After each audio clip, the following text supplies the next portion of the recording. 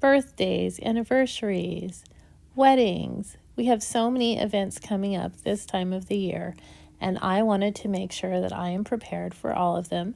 So today I am going to show you how I make this 3-layer cake, which is perfect for a card for somebody's birthday or anniversary, wedding, graduation, or so many other events. As I begin thinking about this cake card, I really want to make sure that I have an idea of where I'm going to have my cake on the paper. So I just use my fingers to measure out the space and then do a little bit of eyeballing, thinking about the center of the card, how tall my cake is, and how wide it's going to be. So I started with a line at the bottom that's a little curved, not too straight. In this whole cake, I'm going to try and avoid perfectly straight lines because cakes are naturally not very straight.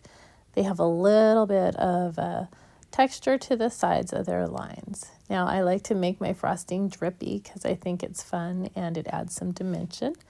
And now here I'm making 2 dots so that I can space my next cake correctly, or else I'll have a leaning tower cake, which I actually have when I make in real life. Here's more slightly crooked lines, and I am using my beginning sweeps over before I even draw so that I can get my line about the way I like it. You can see me moving across, thinking about the back side of the cake before I draw the lines. So here I am going, I want my drip to be not perfectly aligned. And then the next thing that I'm thinking about is where to place the bottom of the next cake. You can see that when I'm placing the cakes, they're actually sitting a little above the frosting line to show that dimension.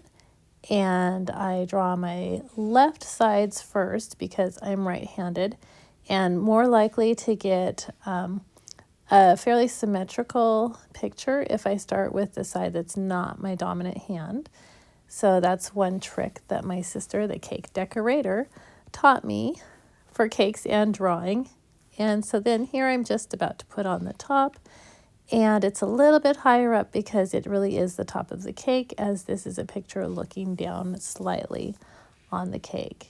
At the top you could put candles or a number for a birthday or even a graduation cap, but for mine I just put hearts at the top, so I could use this card for any of many different kinds of events.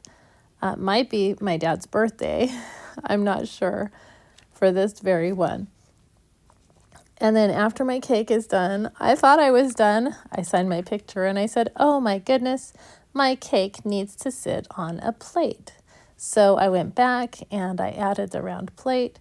I find that these shapes that are round and symmetrical are pretty tricky to get the right size and symmetry, so I'm practicing in the air a few times before I actually draw. And once I do start to draw it, I plan to commit, and it will not be 100% symmetrical because this is a hand-drawn drawing, but that's okay. I find that once these are all colored in, they look fantastic, and that people really enjoy getting a handmade card. Well, I made 3 of these cards and I really enjoyed making them. Now I am ready for birthdays, graduations, my parents' anniversary, or even a wedding if something comes up. And I can always add more decorations, designs or flowers on the side of the cake, and they're ready to send.